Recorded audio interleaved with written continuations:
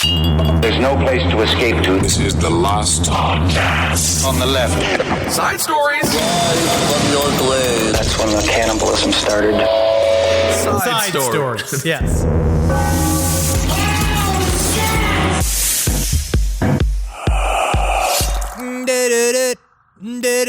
That was from something. ESPN. That's Sports Center. Yeah. You are so. I gotta make a man out of you, boy. I'm going to. You know who's the person who's closest to making a man out of me? Ina Garten. Ina Gardner? Ina Garten. Who is that? That sounds like a girl. She's this broad from Food Network, right? Her whole life is all she does is pleasure her husband, Jeffrey. She goes, if you watch the show, you're talking it's about all the about Barefoot Contessa. Barefoot Contessa. Oh, of course I know her. I've been following her recipes. I made a roasted eggplant parm to die for.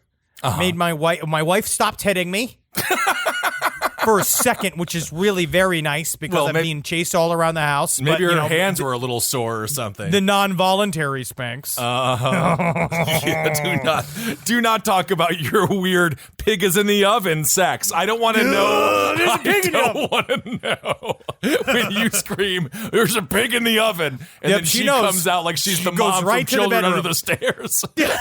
Right to the bedroom. Oh, yeah, she knows. No, but honestly, we have been making love a lot. It's nice. Great. Welcome to Side Stories, everyone. I am Ben with apparently the recently laid.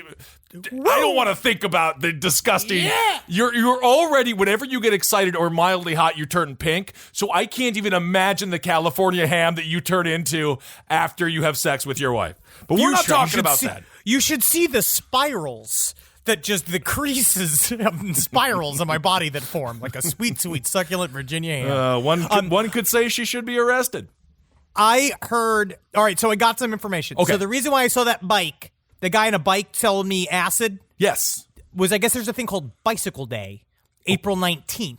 It's like I guess it stems from San Francisco. Is it supposed to the invention of acid? The idea of like the guy that really started acid, the guy who like proliferated acid and gave it to all the different bands in the San Francisco 1960 He used to drive around on a bike. It's interesting. I was just watching a medical documentary about the person who figured out blood flow. And you imagine living in a time where people just didn't realize that your blood flows.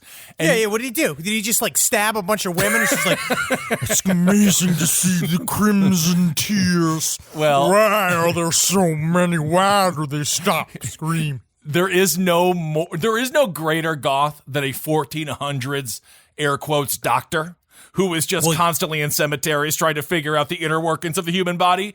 But what I'm saying is, it's interesting to think about how someone had to teach us that. It was a creation in some ways. And when it comes to acid, I never imagined a world without it. So this scientist, it must have been a strange day at the office when he put his finger in his little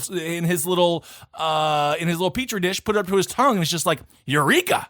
I see the rainbow. Excited. I don't know a single thing about the whole story. Okay. So, but I'm not going to speak on it, but maybe I'll start researching it to find out what is the origins of acid and how we can thank the person that brought us sweet acid, because I'm one of those. I'm starting to think we need to dose, right? The entire country. Listen. Oh, okay. Well, now I'm on board. It's a hard time for a lot of people, right? People are really freaked out. But what if we give them a reason to be freaked out? Where if their nightmares come alive, meet your nightmares in a way, in a twisted psychedelic fantasy. Yes. See you still live once the acid goes through your system. Everybody's systematically. It's like we're creating herd bravery. Right. So what you have just described is literally the villainous plot from Scarecrow. Yeah. In Christian Bale's Batman, the first Batman. So you just want to make everyone hallucinate horrible visions of demons, and then that will help. What again? I'd be a cute version of Jigsaw. If Scarecrow was wrong about the rollout of his plan. Oh, that was the problem. I don't think that he was wrong necessarily about being curious about the human mind. You know what? About the capabilities of the human mind. I actually completely agree with you on that front. I watched TMNT recently. I'm never going to stop talking about it, at least for the next month, because I love that movie so much. You've been brought it up several times. But all Scarecrow did was organize his own version of the Foot Clan. I'm just sick of these villains biting off a Shredder. Shredder figured it out so perfectly that no one has been able to match him in quantity of theft. They try and they try, but let's be honest, if it wasn't for those damn turtles and that petty, dirty rat, Shredder would be president of the world right now. Your pro-Shredder stance is what's going to hurt our show. It's going to hurt the show. But also, I would go as far as to say Shredder was not the OG dude. Genghis Khan was the OG supervillain. You're going with Genghis. You're showing respect for Genghis Khan? I am not showing respect. I'm showing fealty. All right. Genghis Khan. If you listen to Hardcore History, that's the way he makes sure you know that that's how it's pronounced. Yes, I understand. All right. Well, we have a few fun stories several to get things. to. Yes. I got a bunch of things.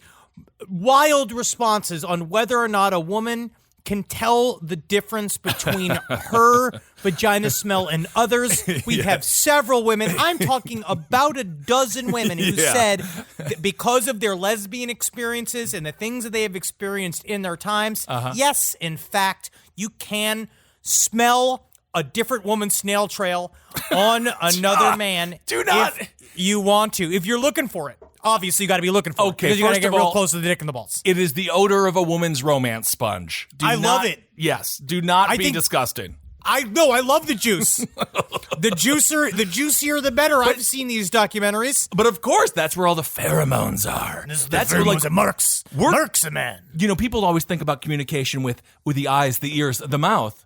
But really, the almighty nose, as we learn from Dirty Work, as we learn from Chris Farley in Dirty Work, the nose is often the most powerful tool that there is. They say in the land of the blind, the man with one eye is king. But in the land of the skunks, the man with half a nose is king. There it is. All right, so thank you all so much for informing us that if you are out there cheating on your wife right now, number one, that ain't right. Number two, you best go and take yourself a bleach bath because she can't tell. Let me smell your dick. Woo! Listen to that song again, too. It's really interesting. Just the idea of lifting up the head of a man's penis like it's a fresh loaf of bread. Like your bell on their way to the library. Just like, nice smell of stroncho. There's a stroncho on your finger. Well, this is obviously not the main news of the day. No. Seems like the main news of the day that... I imagine, unfortunately, the day that will not live in infamy, the day where the Pentagon has officially released 3 videos showing UFOs. Now, this is according to BuzzFeed News. We have a couple of these. Now, these videos, which had been leaked and seen before, I don't like using BuzzFeed's News, but this is what we're doing. Yeah. But they have decided to come forth and declassify these videos that were actually leaked in December, I believe, of 2017. Okay. So, Henry, we were talking about this a little bit before we recorded. We were discussing, is this the biggest deal on Earth? I was like, did you hear about the new UFO stuff? And as you just mentioned, this is a bit of old news, kind of repackaged. What are people? Why the repackaging? What do you think people are supposed to glean from this, or what do you think the government wants us to glean from this? Why are they throwing this out there right now?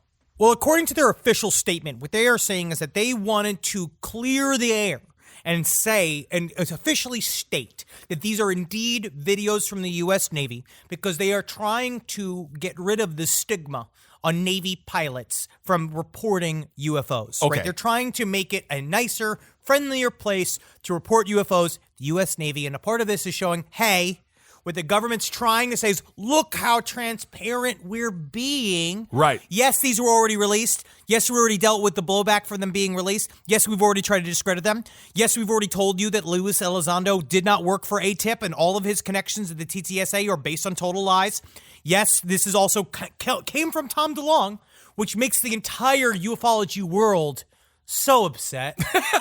They're so upset that these videos were sprung originally. The more upset they get with Mr. DeLonge, the more that I like him. I understand he's taking a lot of money away from them, but at the same time, were they going to get that money? I highly doubt it. They didn't get it for the past 50 years.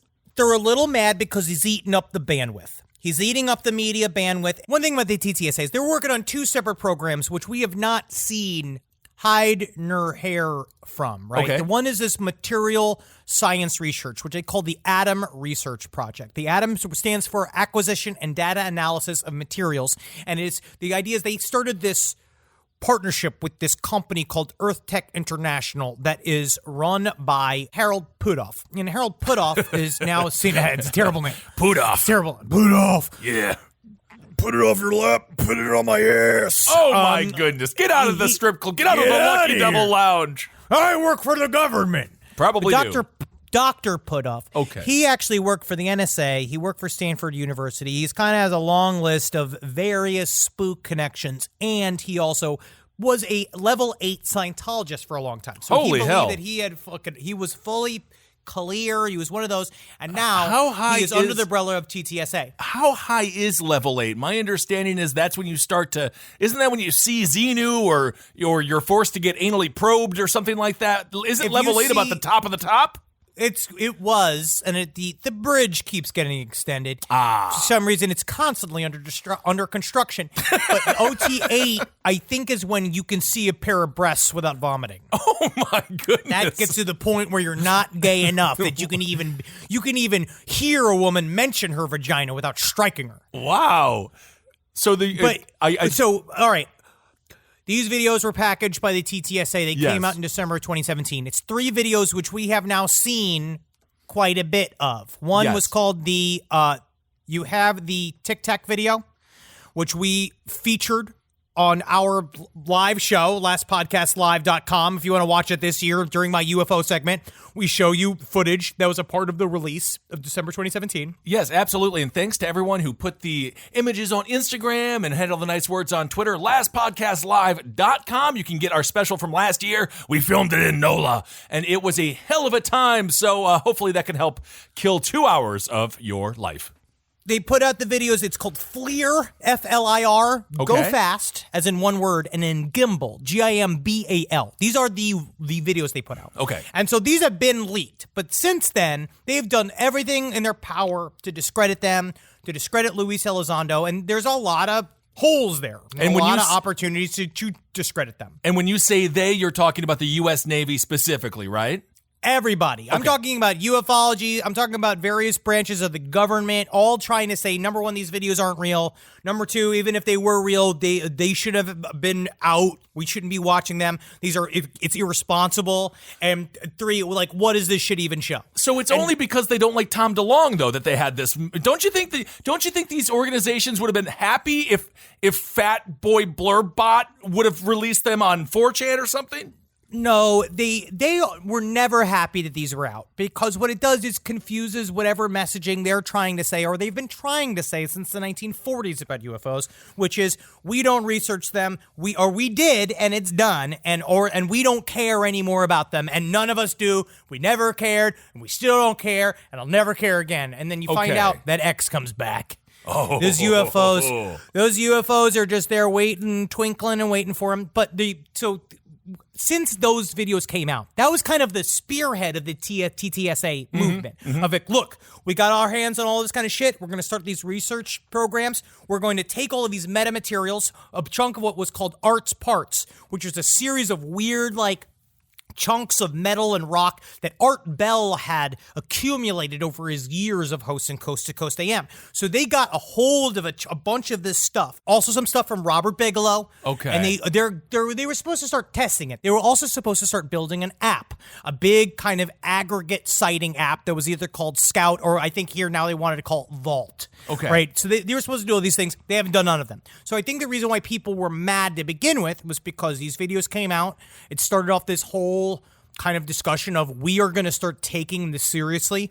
Tom DeLonge then started hiring a bunch of people that had a bunch of weird, basically paying people to show up to be a part of the TTSA. Well, I mean, they to had be a lot fair, of dubious connections. That is just employing people. But that's my thing, is that what people are mad is that it just shows that if you got to pay people to show up and do all of this research. And Tom DeLonge happens to be very liquid. Yes, they're not doing it for fun. They're not going out there. I mean, maybe some of these people are, but I actually think, again, this is why, Ben Kissel, you can mark my words right now, I am over on Team DeLong. He's paying people at the very least. These other folks are just like, they should do it for the passion. It's like you're making them pay for gas as you drive out to the middle of nowhere. No, God they sound knows like they're eating all the UCB. Pringles. No, yeah, the ufologists sound like UCB, where they're like, everyone should just perform for smiles. Be And you're thankful.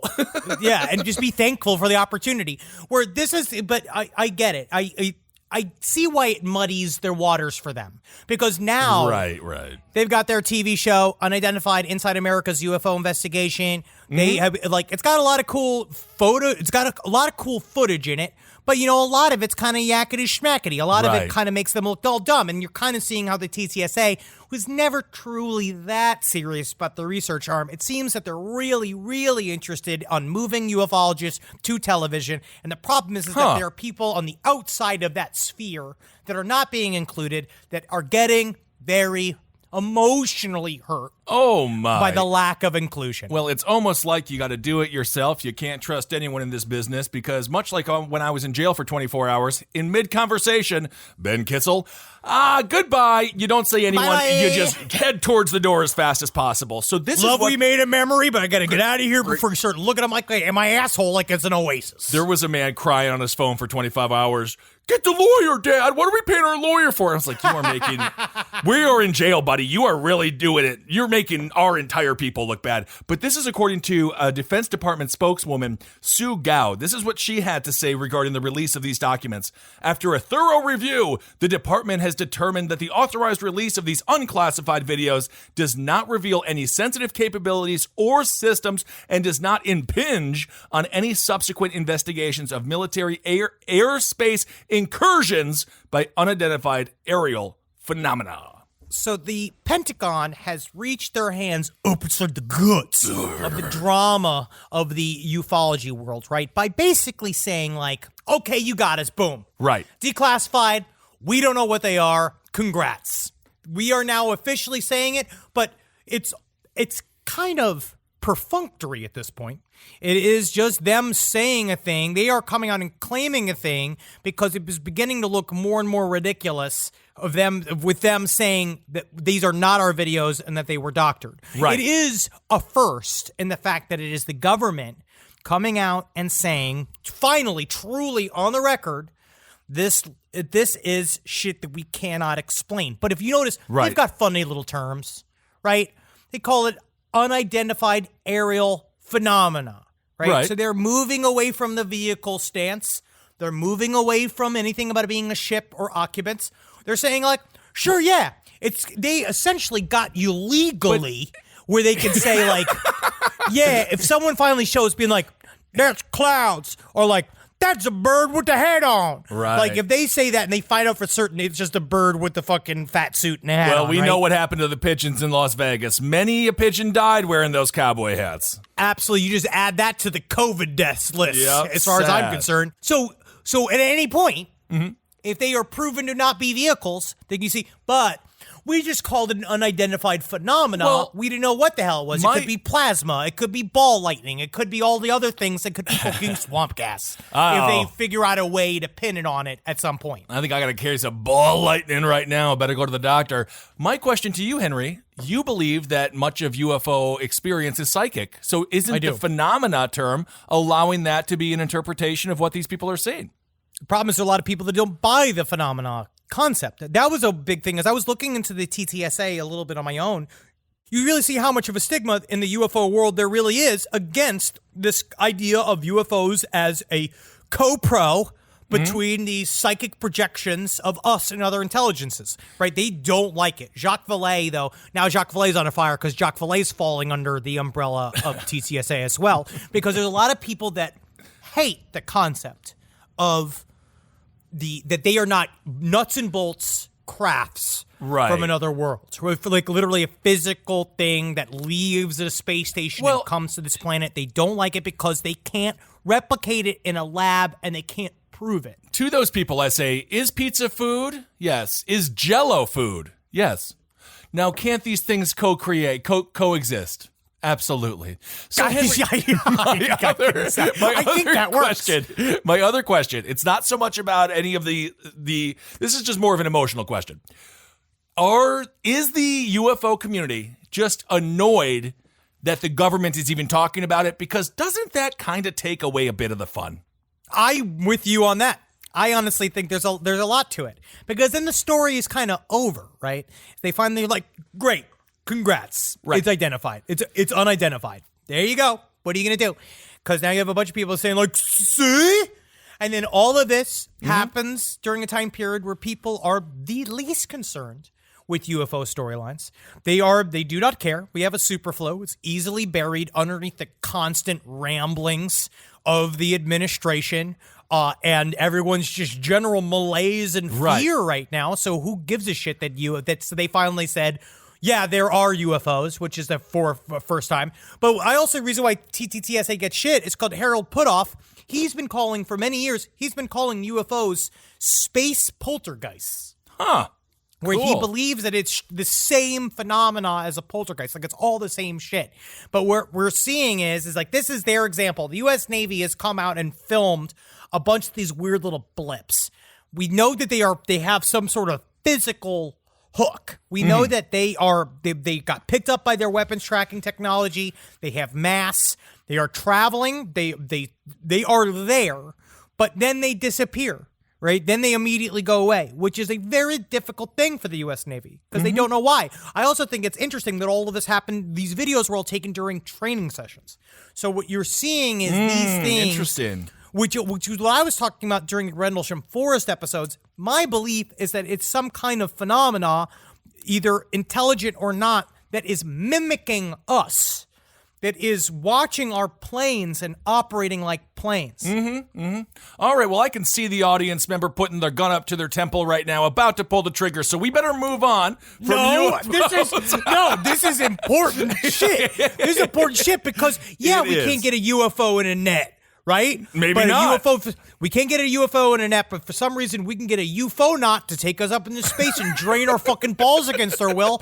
What's the story with that? What is the story? What's More the to story come. with that, Kissel? But I'm just heated. I know, Nobody buddy. gives a shit, man. I gotta deal with this shit all the time. All I got right. people hitting me up all day. Oh my goodness, Henry, gotta get your back, Henry. Woo! All right, so we will keep you up to date on any new information going on in the UFO world. But I got to switch to a story here that's a little bit more of Earth. I have been shut down. This is about the government, isn't it? Oh my goodness. I'm trying to think of the baseball player that cheated, and now I can't even do that. I can't even think of the team. Sports have been going for too long. Arturo. What? There's a baseball team that cheated. The Houston Astros cheated. He got a little buzzer. I think it's Arturo is his name, but I think I'm wrong about that as well. Anyway, what I'm saying is I'm getting a buzz by the government to tell you that we have to move on. Can I ask a true question? Sure. Why is there even anything considered cheating in sports? Because you have to have an even playing field. Otherwise, it's not fair. But if you're smarter than the other person and you cheat and you win, isn't that just another good win? That should count as a win. Technically, it makes you dumber because you have to cheat to win.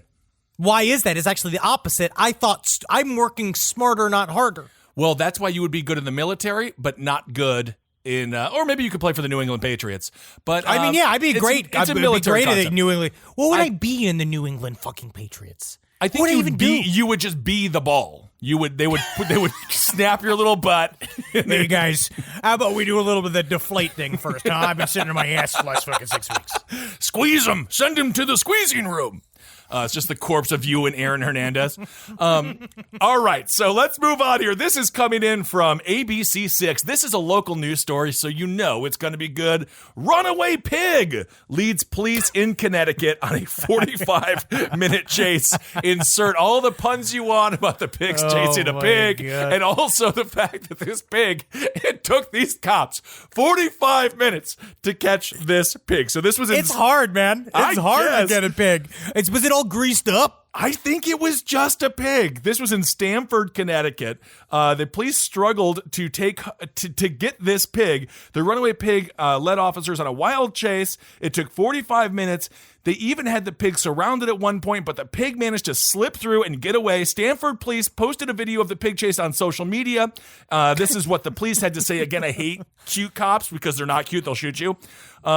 This piggy, this is according to their tweet, This piggy, officers were dispatched on a report of a loose pig in North Stamford. Attempts to catch the pig led to, quote, the video, no officers or pigs were injured. So they were able to take in the piggy, which I think is good, without harm, although you know for a fact that those cops are currently, they got toothpicks in their teeth, pulling out the bacon that they just ate. Exactly. That is this, of course, this hero pig.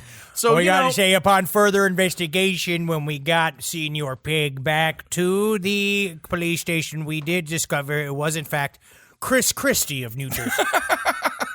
That's fun. That's a funny little I can joke. always go for Chris Christie jokes. Rereading the last book on the left, and thank you all so much for the great feedback on that, and thanks for buying it. I made about 8 Chris Christie jokes. You and did. It definitely dates the book a little bit, but also we can always make fun of that fat fuck because he was a horrible governor who belongs in very, very big chains. It just comes from a time period, and we celebrate a time period. That's right. So eventually, the officers, how do you think they got the pig, Henry? What do you think? What do pigs like? They like apples. They like ice cream. No. They like mud. They like shit. Trash. I think you are describing in a roundabout way trash. So Sure. the cops put out a garbage trap, and the little piggy was like, that looks like a fun little piece of trash. Yeah, I want to get in there. And then they trapped it, and they didn't kill it publicly. But again, I'm sure that this pig is now bacon. So there you go. That's a bit more of a lighthearted story in these crazy times, and I think we need to know. I would have liked the story more. It turned out that pig was a rampant carrier of COVID-19.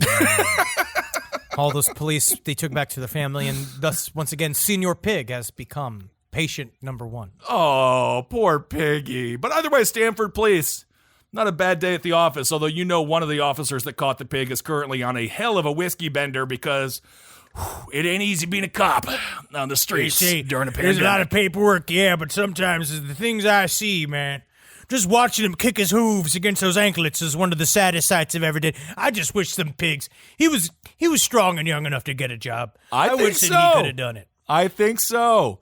All right. Well, I have one other story that's a little bit more bloody, but let's hear from Mr. Zabrowski's tale. I have a couple of things. One was the Nova Scotia police actually just put out a timeline of did a little more research into the timeline that of the horrible mass shooting, the worst mass shooting in the history of Nova Scotia. It is, yep. When I do notice that they very often refer to the guy as the gunman, and so I'm going to do the same thing as well, so that we don't have to proliferate his name too often. Yep. But there's some fucked up shit that is coming out. We're going to learn more and more, but he knew a lot of his victims. Okay. Because he showed up to their homes, people let him in, and then he shot the whole families and set the houses on fire. But one of the ones that was really fucked up to me was that he was in the squad car, his fake squad car, but he had a radio. So he was picking up police calls for him.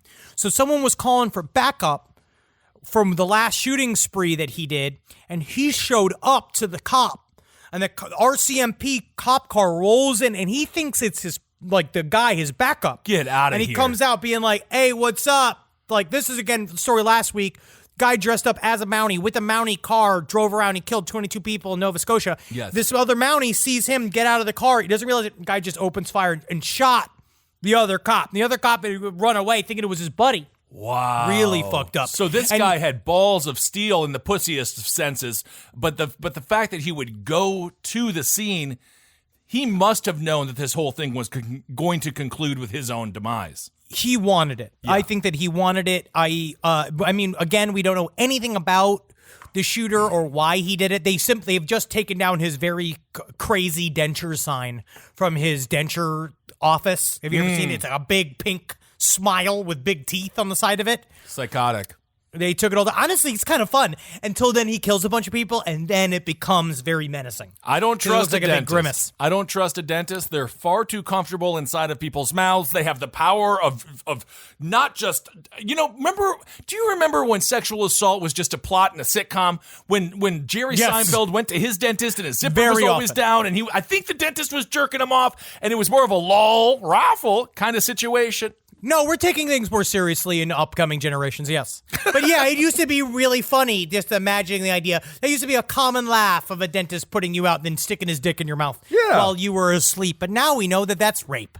And you got to be really careful with doing that as a dentist. This is a reach out to our dentist. Yeah, you got a guy sleeping there. And yeah, maybe he was kind of rude to you a little bit, or he didn't like his jokes, because a lot of people don't like a funny dentist.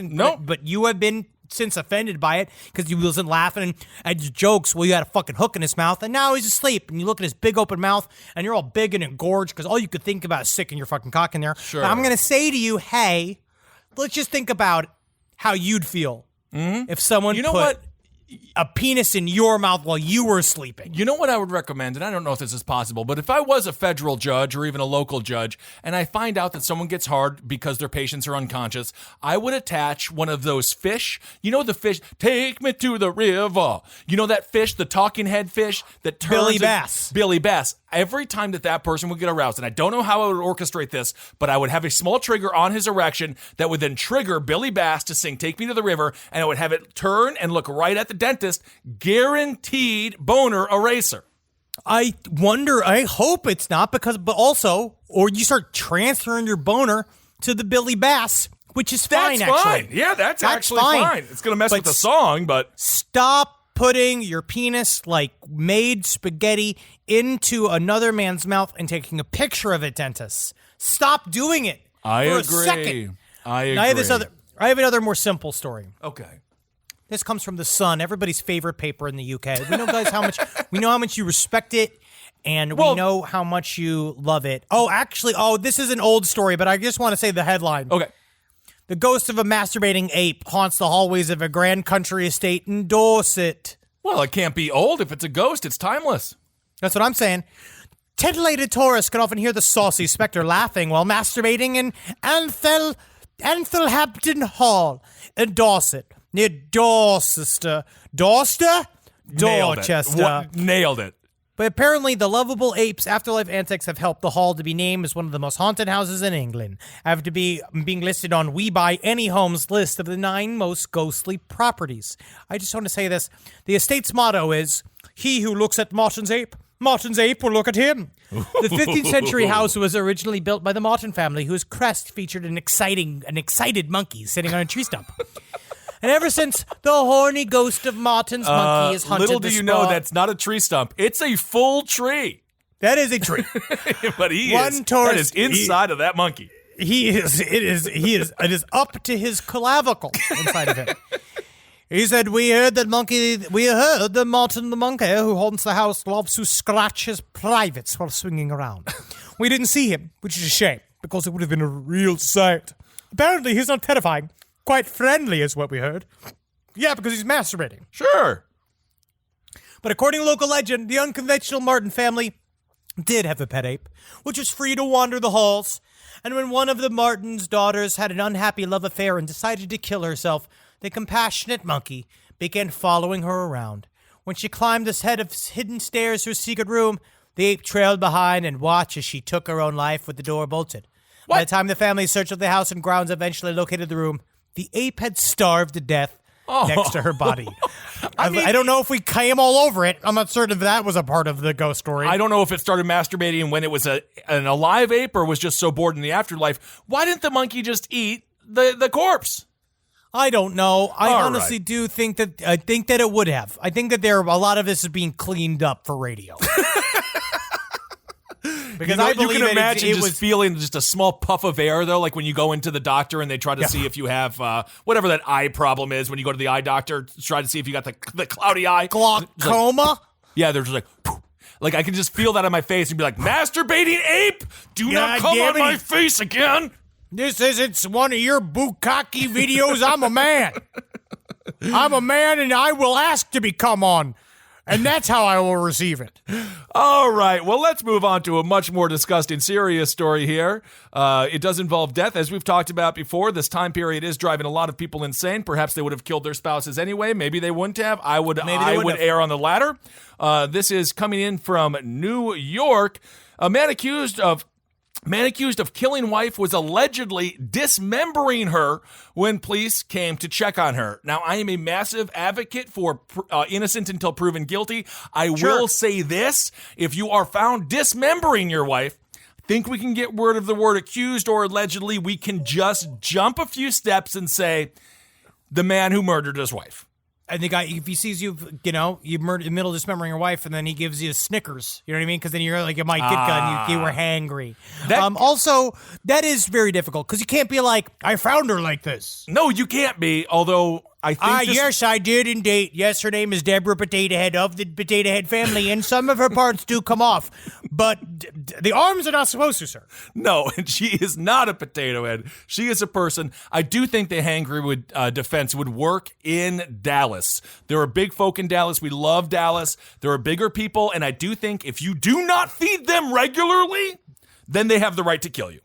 Yeah, this is definitely, there's a lot of big people in Dallas. And I love them for it. So New York State troopers, they went to check on this home. It's in the Buffalo area. Families hadn't heard from her in days, the victim in days, so they're like, you better go check on her. It was Friday at 12:30 p.m. Troopers were sent to the home in Allen to check on the welfare of the resident. Police did not identify the resident in the release, but her family has identified her on a GoFundMe page and in news interviews as Amber Farron. That is the name of the woman. Troopers spoke to Philip Farron, he's 52 years old, who said his wife had, quote, left the area. When troopers questioned him again, he then made admissions. He said, this is according to the troopers. Further investigation reveals that Farron had shot and killed the victim earlier in the week and was in the process of dismembering the victim's body when troopers arrived on the scene. And but then the real star here, they show a picture of this man, and Henry is the mugshot. It is the least amount of face on a head I've ever seen. He looks like a Lego character made real. Yes. And I don't know how you do this. I don't know how a person looks like this. I've never seen, he looks like an emoji. Yes. That dismembers its wife. Yes. He looks like someone who just, he's a chili guy. He's a chili burger guy. He's a chili burger guy. Yeah, you can see this right here. It's a big old alcoholic's nose. Yeah. Big, cool mustache. You know who he is? He's the guy who goes when they find out there's finally a hibachi restaurant in Buffalo. He's the first one in the door, and he's just... when I go with a big old low-cut shirt, and then that chef does that funny thing when he throws the shrimp in between my breasts. Yeah. I like a hibachi. It's a show and it's dinner. I like going out. I like it when he makes like a little volcano with the onions. I would love to see you with a little shrimp between your titties. What I am saying is, yes, he would love the onion volcano almost to a fault. And his ears are lower than they should be. Everything is wrong. Everything is wrong. His ears are like back where my glands are on my neck. His eyes are really close together. I've just never seen a person where it's like, if I hit him in the face with the board, I wouldn't even give him a black eye. The closest thing I could give him was a black jowl. And this is so right now he is being arraigned via Skype. He was arrested on second-degree murder and first-degree manslaughter charges. He does not have a lawyer yet. I'm assuming at some point he will, if we still have a constitution in this country. But as police continue to investigate, Amber's family is feeling obviously devastated by the death. This is according to her aunt, Bonnie Minot. She said, she was a sweet girl, a big heart, would do anything for anybody, and for her life to be ended like this, I'm assuming she would go on to say it's tragic. Her sister, Ashley Ryan, told the outlet she would give the shirt off her back to anyone, and then this happened. I just can't believe it. So very, very sad, and thankfully the cops were able to get there, but this is one of those difficult situations where you never know what's the right time to call authorities when you haven't talked to someone 24 hours, 48 hours, 72 hours. There was probably no way that they could have saved this poor victim because, of course, it was a domestic situation. Well, especially also during this time period. Right. Where everybody is kind of, it's hard because people are getting around, but, again, we're all supposed to be home. So if you're like, hey, police, I live with my wife, where is my wife? That has got to be very scary. At this time period, I'd be like, yeah, where is your wife? She's supposed to be home. Absolutely. A lot of times they just run away because that's the first thing I say is like, they're always fucking running away, man. Yeah. All right, it is time for Hero of the Week. Hero I'm going to take a bit of Henry's responsibility here and actually read an email from a listener whose name I will say, from Pace. I will say their name is Pace. It's a short little email, but this is a hero that is a concept. The concept is giving. Giving. The email reads, "Hi guys, I was in a group of 5 people and a masked man cycled up to us and gave us each a bottle of Bud with a 1/4 ounce of dynamite weed taped to the shoulder of the bottle and a 10-pound note taped to the neck. He asked nothing, did nothing, and cycled off. We met a few folk later on who had the same good fortune of running into this cat. P.S. We were all homeless." So there you go. The Phantom weed and Bud Light giver or Budweiser giver. You are the hero of the week, but it really is more about the concept than anything. Give to people, give them a little Bud Light. You know, when you give people who are on the streets asking for cash money, I say, if you got a bunch of weed on you, skip the middleman. Just give them the weed. Give them the weed, because in the end they want the weed, and the weed actually keeps them doing the PCP, I think. I think that's absolutely true. And then this week's runner-up, I do have a runner-up for Hero of the Week, but it's from April 5th. So this is a group of Czech nudists. They were scolded by police officers for violating the obligation to wear protective face masks. No problem with being entirely nude. So funny, dude. Clothes or no clothes? They just found out that COVID-19 you can't get it from cum. No kidding. Yeah. A bunch of doctors, I guess, took a bunch of loads, and then they that's how they know. I'm not certain. I'm not a scientist. Yeah, well, then my belly button is totally safe. The message is, so this is according to the cops, the message is very clear. They're like, it doesn't matter what you're wearing in public, but you got to wear face masks. So I'm going to say, good job. They put the face masks on, but they're still out there being nude in the beach. And honestly, I am kind of a never nude, but I'm growing out of it. I think that if you can't handle me at my fat, then you don't deserve me at my mildly thin. Yeah, buddy. That's what I'm saying, man. My whole thing is that my body is a weapon for me to use against society. So if I show people my body, you have to accept it, because now you get in trouble if you shame me for it. That's right. So now you got to deal with it. You got to look at it. When we're at the beach, you're at the beach here with me. Yeah, I got a beautiful wife. Yeah, you can look at her, but you're not going to be looking at her. That's what's funny. Is that even though she's got a hot body, what's nice is that my body actually attracts more eyeballs. So my wife actually feels more comfortable being out with me nude, because people are unfortunately looking at the orangutan. Right. That somehow squirreled on a pair of little, because I wear the tinier swim shorts. You're very European, I know. Yes. Yeah. That's my thing. It's the difference. I protect Natalie. That's one way to say what you're doing. It's the difference between looking at a beautiful Corvette driving down the highway and then looking at a car crash. Folks always look at the car crash. They always do it. You look at the Corvette for a second, you're like, oh, that's a sweet-ass Corvette. But if a car drives by on fire with a bunch of pigs with guns in it, you're like, oh, that's interesting. Now that's a story. You got to start following that. I agree. But yeah, I'm so happy, Kissel. Be nude. Not now. Not now. No. The other day, though, you did take me to the bathroom to pee. When we were talking on the phone, and you took me to the bathroom to piss into a sink. No, I peed in the toilet. Oh, I thought you were peeing in the sink. Why would I pee in the sink? But then you wouldn't let me off the phone until I showed you that I was shitting. Why would I pee in the sink at my own house? Because you're a man with a very little, I'm going to say rules. I'm going to say you're deregulated right now. When you don't have you don't have any. There's no oversight. Well, I could go for a few more environmental protections, because my lord, between Puffin and I, woo-wee, we got some tips. Yeah. All right, here we go. All right, so I got some emails, and I want to, it's because they're fun. I love hearing from you guys. Great. SideStoriesLPOTL@gmail.com. Always email us. Reactions to stories, more info, your funny little stories. And this one comes to, because we talked a little about eating pet peeves. And we said we weren't going to name next week. We said last week, we said we were never going to name the person that was the most disgusting eater we'd ever been around. We can't eat anymore. Holden McNeely. Holden McNeely. Everyone correctly guessed it. So you already knew. Again, but I'm going to declassify. Last podcast network is going to declassify the information from last week of who is the most disgusting eater in the LPN family, and we're going to go ahead and say we're going to clear the air and let you know that it was in fact Holden McNeely. Wow! And you cannot duplicate how he eats in a lab. No But there are lies. some No people- lies here. No, but this story shows that, honestly, for some people, they just can't help but eat messy. Okay. I'm here in defense of messy eaters everywhere. Although that condiment thing that Henry described sounds fucking gross. It is. Anyways, I'm a messy eater. I moved around as a kid, and it always became like a joke that I was a weird eater everywhere I went. It's fine. I'm fine. However, my weird habits are a result of a significantly open bite that makes eating downright challenging at times.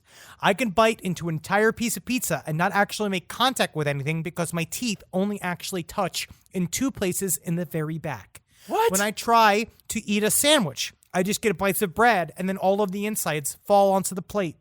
I require like 600 napkins if I eat a burger or basically anything that you bite into. I had years of orthodontic work done, and the open bite always comes back because I push my tongue against my teeth when I sleep. Anyways, I figure I can't be the only orthodontically challenged messy eater out there, so shout out, motherfuckers! Okay, so so we have a situation Incapable where of eating normal. I'm very confused. Isn't there a way to, how does he survive? How did the genealogy survive? How did the genetics survive if this person happens. cannot eat in the easiest time to consume food in human history? You can still fold it in your mouth. You can get the food in there. You have to be more careful and considerate of your eating. And also, it's just, you are eating, it's just messier than normal. Can I just say this as a remedy? Bigger food. Just Bigger eat bigger food. I honestly like this move. Okay. I like this idea. Get more food in there if the food is physically larger. You can get more in there. That's what I'm saying. And I think that's what we've been practicing since day one. So all right, this is a story. This is a coronavirus story. All right. This coronavirus is making people fucking nutty out here. There's a lot of people changing societal rules for no fucking reason. Because sometimes it's like, yeah, man, I know we're in quarantine, but some shit doesn't have to break down. You can still wave hello to your neighbor. You can say, you could wave hello to your neighbor. You don't have to recoil from them. And also, just stick to what you do normally, especially if you're an independent business person, just like this person talks about in this email. I'm a 26-year-old female from Richmond, Virginia. Unlike other stoners, I've been heavily partaking during this trying time. Good. I've been fucking getting fucking high. I've been getting stoned a lot. I've been smoking a lot of weed. I got that auto grinder from back in the day. Been growing, Right. like just rolling my own joints, just fucking blowing through them. It's been great. Are you even attempting to pretend like you have increased your weed intake as opposed to you are just continuing the process? It's exactly the same, technically. It's just a natural ramp up. Now, I've been seeing my current weed man for around 6 months. And I know this type of shit. You know, Kissel, you got your guy. I remember my guy Yep. back in the day. You got to hang out with the guy. He's going to talk about fucking soccer. He's going to play a Mario Kart. You're trying to figure out when he's going to leave. I stopped getting the weed delivery service many years ago because I gave the guy 60. The bill, I think it was 50. And my understanding, and You don't have shit. And you should be tipping them, Kissel. No, because this was a time I spoke to the leading editor, the head editor at High Times. Oh, and I he remember said- that. I remember we talked about this. Yeah. Yes, and he said they deliver a 2.58. So technically, you do not have to tip because they're giving you about $30 worth of weed. The tip is baked in, but then the guy tried to shake me down for the 10, and I said, keep it. But at that point, that $10 was quite important to me. But anyway, I just stopped doing that. But we talking about the same thing with the Yorkshire Ripper. Are we really looking for change? We got these guys got change? I don't know. Do sex workers have change? Nope, no one has changed. Over these months, he has been slow. All right, so I've been current weed ban, right? So over these months, he has been slowly escalating his manner of undress. What? He had mentioned once that he did some form of martial arts. So eventually, when I went to buy an eighth, and when I was met with him wearing a neon blue Speedo, I just figured he was a weird college guy and brush it off. So last night, I arrived at his house to pick up. He came out wearing a robe and insisted we smoke a blunt. Very common, right? This is just what happens. Yes. He ties you into his being his friend. He's essentially hate making it. you addicted. I hate it. He lives in a middle-class suburban neighborhood, so he opts to smoke in his car. So I'm trying to get out of there as soon as possible. Sure. Yes. I mean, I've been there. You remember how many times we used to have to hide in Florida? Yeah, but why We would have you to hide. smoke in the car where if you are busted smoking, you're not just getting busted for smoking weed, you're busted for smoking weed within a vehicle, and then you could get a DUI or something like that. You're going to hear Or why. whatever, okay. You're about to hear why. Whatever a DUI weed version is. No, you're going to find out that I don't think it wasn't just to hide from police. Okay. Not from the smoking. So I'm not trying to get out of there as soon as I'm trying to get out of there as soon as possible. And he's down for me that my weed is free, so I'm trying to be slick about it. It's dark and he's rolling the blunt in his lap, so he asks if I could shine a light. In the foreground, blunt in the midst of being rolled. In the foreground, blunt in the midst of being rolled. In the background, I see an open robe and a bare exposed penis. I pretend not to notice and begin pulling up pictures of various strains of weed and talking about which ones I wanted to grow. It's just fine. Everything's fine. It was at this point that he said, excuse me, I'm just gonna whips off the robe, get more comfortable. Whew, that's better. Well, that's not even comfortable. Being nude in a car is quite uncomfortable. Absolutely. Your fucking balls and your taint and your asshole stick to the seat. I mentioned how we need to get going, and we exit the vehicle, and it's from this point that this man stands naked on his driveway at 3:30 a.m., just dick out smoking a blunt for a moment until I say my goodbyes and leave the promptly, and I block his number. And it's just very interesting because he said it so many times. It's like, how, like, because she's like, I'm 5'1", but he was about an inch shorter than me, and this occurred in the driveway of his parents' home. So this is one of those old school, like suburbs weed dealer where he is just living at home. Sad. I've mentioned my boyfriend many times over the months, and I've never in any way made him think I was interested. Yeah, it's not about you. No, girl. and you had nothing to do with this. Yeah, and I don't even know if it's fully sexual. I mean, it does sound like it's vaguely sexual, but yeah, man, I don't think that he was deterred. No, by the boyfriend. I think he was looking at Pornhub, not realizing those folks are paid actors, and indeed, he is not a porn star. No, and there's a lot of people. So she ends this with, why are people so horny? Is there ever such a thing as free weed? Was I just sexually harassed? Yes. But there's never such a thing as free weed. No, there's never such a thing as free blunt. There's always a tacit, there is some form of arrangement, whether you know it or not. You just need to be real upfront for it. But because if you're getting weed for free, you will be paying something. This is why, I guess. Once again, legalize it. No one should have to buy weed in the in somebody's car as they unrobe like a much less wealthy Harvey Weinstein. And when Harvey Weinstein did it, you got an Oscar. Still in prison. You also got an Oscar when he did it. This, you're getting an eighth of stems and seeds. Neither are worth it. This is a disgusting story. Oh, okay. So years ago when I was on OkCupid, it was the early days and you could still meet hookups, right? I do like OkCupid for pedophiles. Yes. I met a girl we'll call Sarah. We met up once and she talked to me about her hobbies. She bred these big Flemish rabbits and was honestly a little too into them. But I got past that and we ended up banging on a fairly sanitary park bathroom. Good work. This is great. I love this so far. Any port in a storm, he says. We both had a good time, but other than sexual attraction, we didn't have much in common, so we didn't follow up. But a month or so later, I get a call. She's pregnant. Damn. Oh, shit. I can't believe you fucking barebacked in a quote-unquote fairly sanitary park bathroom. Yeah, it really isn't about the bathroom being fairly sanitary. You gotta wrap up the old ding-dong there. You gotta wrap her up. Yeah. Right? Oh, shit. So she didn't want an abortion, and I respected that. So I prepared myself for unexpected fatherhood. Oh, wow. That's very nice. Very mature. That's very nice. Very mature. Fast forward a few weeks and she texts me.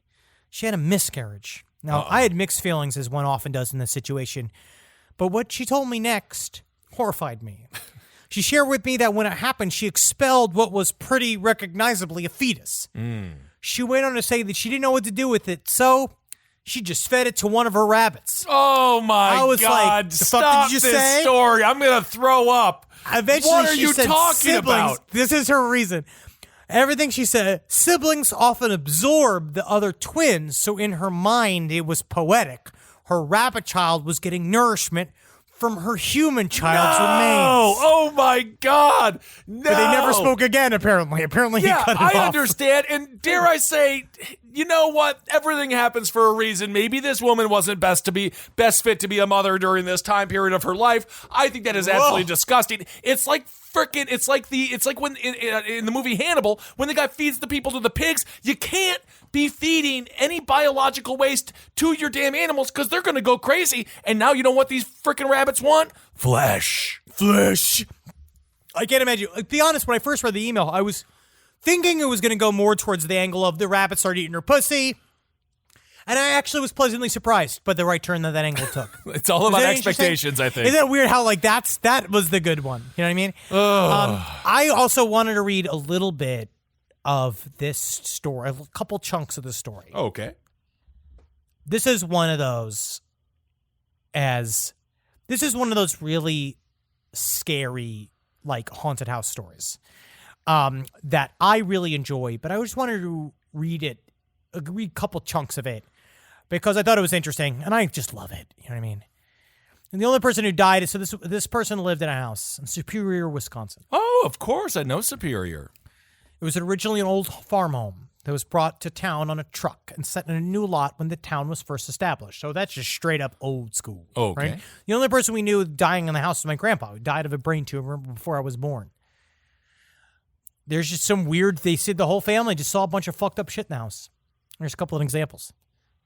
I was in the shower when I was about 13. This bathroom was attached to a room where my grandpa lived and then died when he was very sick with his brain tumor. The bathroom always gave me creeps no matter what time of day. This day it was mid-morning. I was home alone, as I often was. My parents own a restaurant and spend most of their time there. I was rinsing my hair and I began to get a sick feeling. It is the undeniable feeling that someone is watching you. You are in danger. I couldn't take another moment, and I turned off the water, and I peeked out of the shower curtain. No one was there. I get out of the shower, I turned off the radio I had on. And as I was drying off from outside the door, I heard a man's voice say, "Jessica." Oh, my God. Luckily, there were 2 doors to this bathroom, and I ran out the other side. I called up my mom immediately. She insisted no one was home and probably just hearing things. Mm-hmm. Thanks, Mom. This is the thing that creeped me out. My bedroom had a closet door in the corner of the room that was painted red. Under the red paint, you could see the outline of a face. Eyes with big drooping eyelids, a big nose, and big lips underneath. I asked my mom about the face, and she said her sister stayed in that room, painted the face on it years ago, and even after coats and coats of paint, the outline of the face still seeps through. Cool. This door also did not have a handle. The handle fell off years ago, and to open it, which I rarely did because it scared the shit out of me, I had to use a screwdriver. The only things I kept in there were extra blankets. I avoided going near it at all costs. When I would have sleepovers, my friends would say that they felt like someone was watching them from that corner of the room. The room would get so cold, we could see our breath. So one night, suddenly from inside the closet came a boom, boom, boom. Knock so hard it shook the walls. Then the door creaked open slowly, only a couple of inches, just enough that if someone was inside the closet, could peek at me sitting on my bed. Oh my God. The sickest feeling went through me. I told my friend on the phone what had happened, and she told me to run. My parents didn't believe me. This is another fucked up story. This is a weird-ass fucking nightmare. One night, she was having a terrible nightmare. I woke up, and I was surprised to realize that I was already sitting up in the corner of my bed, facing the same corner of that room. Whoa. I shook off the sleep and realized my mom was standing in that corner. This did not look like an apparition. It was not see-through or foggy. It was my mother, or so it seemed. She was wearing her everyday clothes, which I found odd as it was in the middle of the night. Why wasn't she in pajamas? She had a wide smile on her face, and her head was slightly cocked to the side like the fucking strangers. Whoa! I stared at her, and she smiled right back at me. And finally, I said, "Mom, what is it?" She didn't move. She didn't answer. She stared. My heart suddenly started to pound, and I realized that's not my mother. Suddenly, she fucking vanished. Whoa! I scream, bloody murder. My real mom came running up the stairs thinking I was dying. I told her what I saw between sobs, and she said she was just scared shitless. No little girl should be making shit up like this. Damn. I still tell her about this story to this day, and it gives her chills. Right? Why was it portraying herself as her? Whoa. So there's a lot of other little stories here, but this is one of those where it's like, Very cool. Thank you for that. I'm going to say that's spooky spaghetti territory right there. That's very, very, very Well, scary. thank you all so much for listening to this week's Side Stories. Hope you enjoyed it.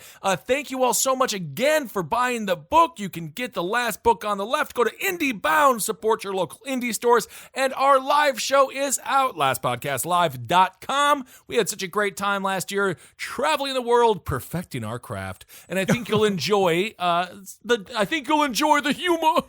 I think that it's a better special than the last one we put out. Check it out, lastpodcastlive.com. It's fun to do. There ain't, if you're looking to be entertained, that's the one thing that we could provide. Absolutely. Also, go to lastpodcastmerch.com. Yep. We have all new merch, new sizes, new stuff. We're going to keep upping it. We've already run out of some stuff, which is amazing. And again, 6.66% of it is going to the charity One Fair Wage, where we're still doing that. We're going to be doing throughout this whole fucking time. And of course, we'll be refilling the merch that has sold out. So keep on checking regularly to see if the shirt that you want or the whatever you want is back in stock. Hit us up if there's a type of merch you want to see. We have Amy over at Not Bad Luck who does incredible pins. Yes. And our goal is to get some from her for the Last Podcast merch page. You go if there's anything else you guys are into, you guys want more patches, hats, let us know. Because it's the type of stuff being like, we want y'all to get gigged up with the shit that y'all like because you are like us. We're merch people. We're merch people. All right, everyone. Thank you all so much for listening. And here's a little bit of a thing for me. Check out Trollville on YouTube. We put it up in the Last Podcast on the left YouTube page. Check it out. It's a love letter to the world of trolls. Do they need a love letter, Henry? Do they need a love letter? They need to reach out. And I would say if one eye-opening documentary was sent my way by a listener, hey, what's going on? Thank you so much for your letter. Fucking keep on keeping on, bro. Check out TFW No GF, based off the meme, That Feel When No Girlfriend. It is an examination of angry young dudes and what they're going through. And Trollville's kind of a pairing to that, knowing that even whatever reactions they get out of you on the internet, they are still a lot of times just lost fucking dudes. Yeah, but they're also a bunch of assholes. Yes. And what we did with Trollville is do a very... And we did a solid roasting of them and an examination from the inside out. And of course, if you were wondering, Henry plays the beautiful hero. No. Henry plays the troll.